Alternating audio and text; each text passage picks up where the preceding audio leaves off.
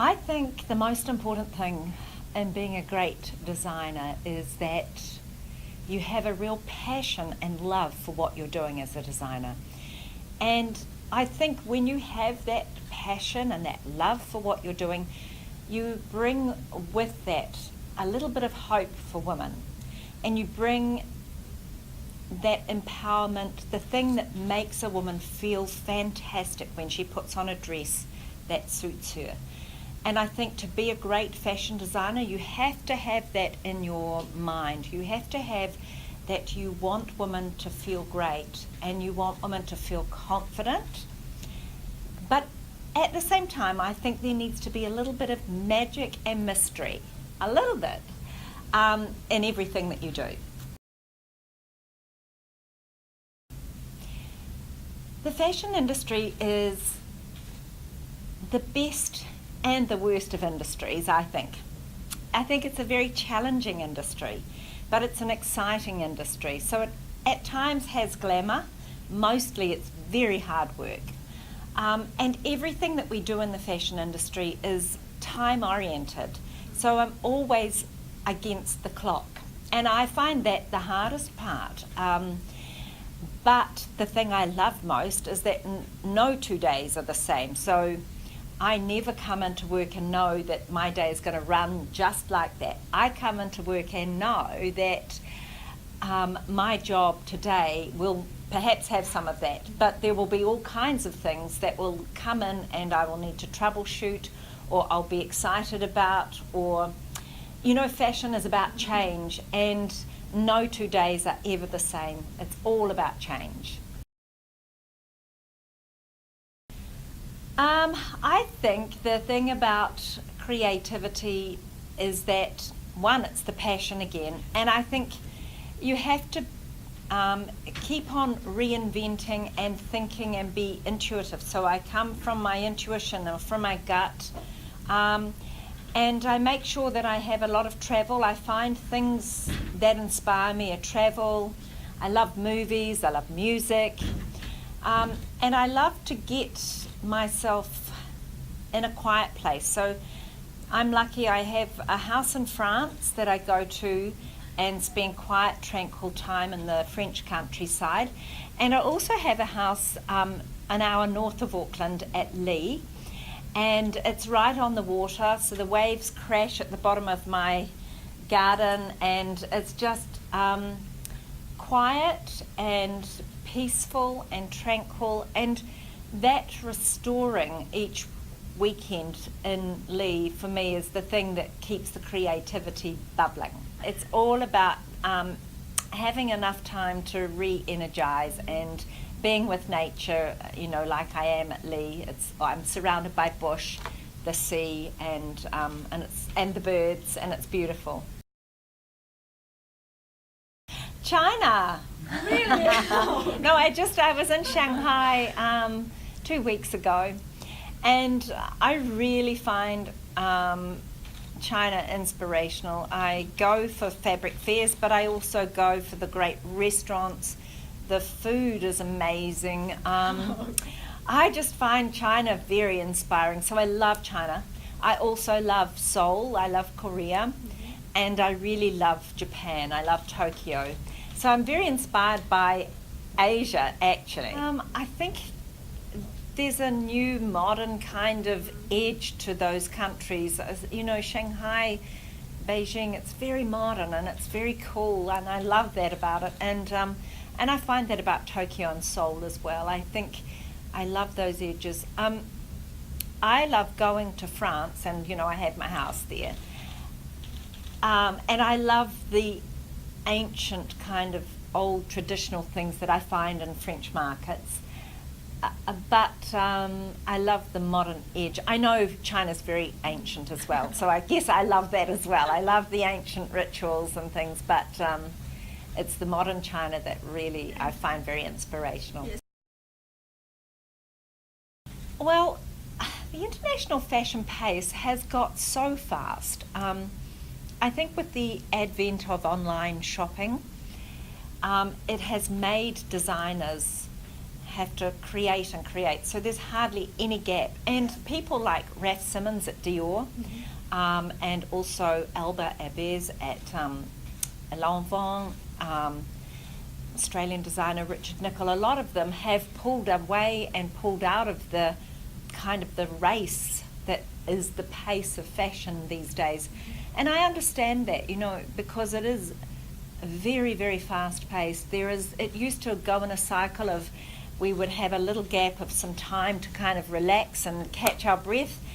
Oh, now it's like one season after the other, and it's very, very fast. So I'm lucky that I have, you know, these places to restore.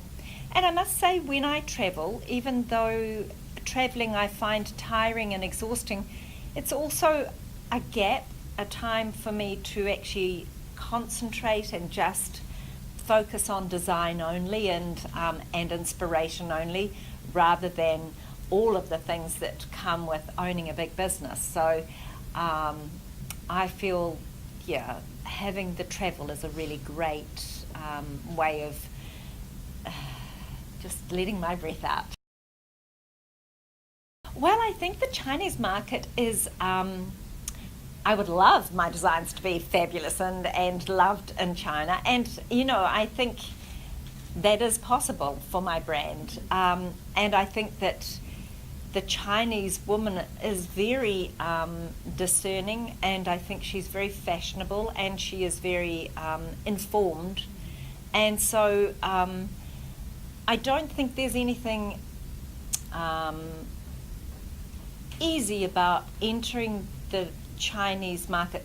Say if I went into retail in China, I don't think that is easy. But for customers buying from Trelisecooper online or Trelisecooper flagship stores here in New Zealand, I think we can help the Chinese customer greatly, and we are. Well, we're good mates, we're good friends, we have a lot of laughter together, we're passionate. So what I mean by that is if we don't agree with each other, we're quite vocal about it. We don't hold back. He's strong, I'm strong, and I think because we're quite matched in our kind of strength. I don't know that it was always like that, but I think in today's relationships there needs to be equality in who brings in what to the relationship, and that you have to feel equal to each other for the respect. And there's got to be lots of laughter and lots of love and fun, as well as hard work. I love cooking. Really? Yeah, I love cooking. I've always cooked as a mother and a wife, and Jack didn't. He was always the executive.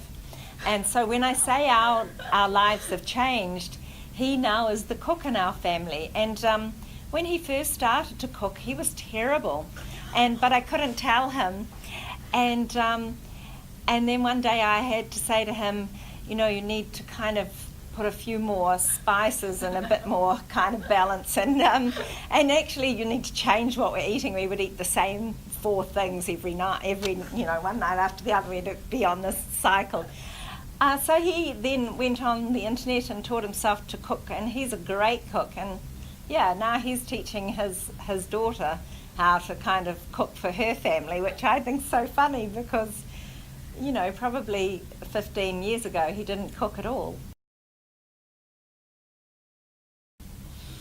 Well, in my fantasy, I would be a rock star. I'd be a singer. Rock star. Wow. I love to sing. I love music and I love to sing.